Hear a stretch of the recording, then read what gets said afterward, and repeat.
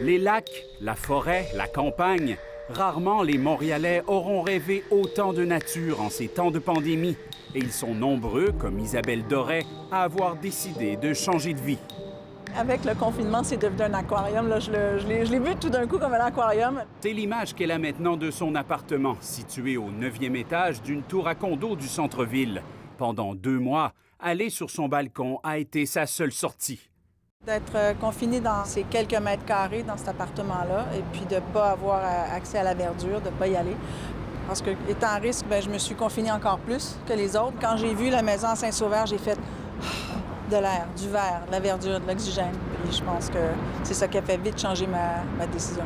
Elle a payé sa future maison moins de 325 000 $, une aubaine par rapport au marché montréalais, d'autant qu'elle possédera en plus un immense terrain. Isabelle n'est pas la seule à avoir eu l'appel des Laurentides. On sent un engouement pour notre territoire, là, tout ce qui est sur la Rive-Nord et les Laurentides. Les agents immobiliers de la région parlent d'une ruée vers le nord. Seulement au cours des 10 premiers jours de juin, ils ont vendu 462 propriétés, alors que l'an dernier, qui était déjà une bonne année, 318 ventes avaient été enregistrées, une hausse de 45 %. Après, il faut prendre en considération aussi qu'on n'a pas nos acheteurs étrangers. Donc, c'est 100 des Québécois qui achètent sur notre territoire actuellement. Parmi leurs achats, il y a des chalets, bien sûr, mais aussi beaucoup de résidences principales. Plusieurs nous disent, regarde, si jamais il arrive une autre pandémie, ça ne nous tente pas de vivre ça en milieu plus urbain. 2, il y a l'assouplissement des entreprises à vouloir encourager les gens à travailler de la maison. Donc, le travail à la maison va devenir un élément un peu plus à la mode, si on peut dire. Isabelle, qui enseigne en adaptation scolaire à Laval, a fait du télétravail ce printemps. Même si elle n'a pas aimé, elle admet qu'il y aura des avantages si ça devait se poursuivre. Si on devait commencer comme ça l'année scolaire, bien, c'est sûr que là, je vais être très bien placée, puis je vais être dans un bel environnement. Et je pense que ça va peut-être aider aussi à m'organiser pour bien travailler.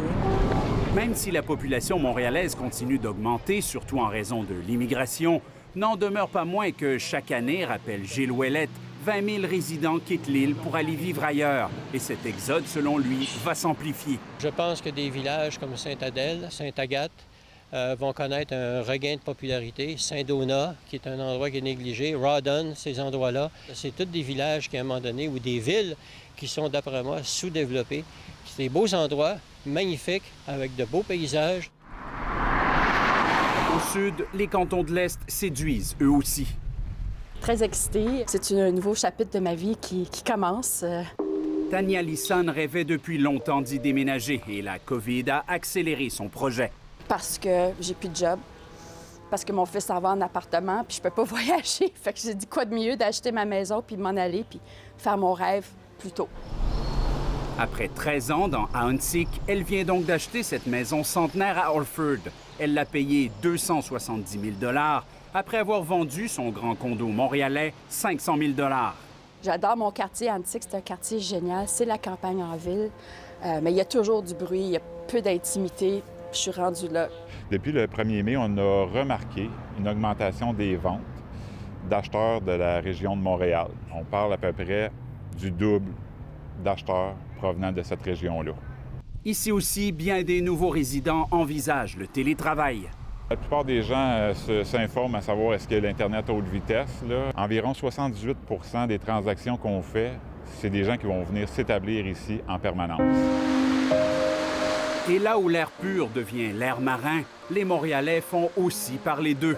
Dans le Bas-Saint-Laurent et en Gaspésie, plusieurs agents immobiliers les appellent les 514 et ils sont plus nombreux à appeler ce printemps. Souvent davantage pour s'informer que pour acheter, mais une preuve encore qu'avec la COVID, bien des citadins veulent prendre le large.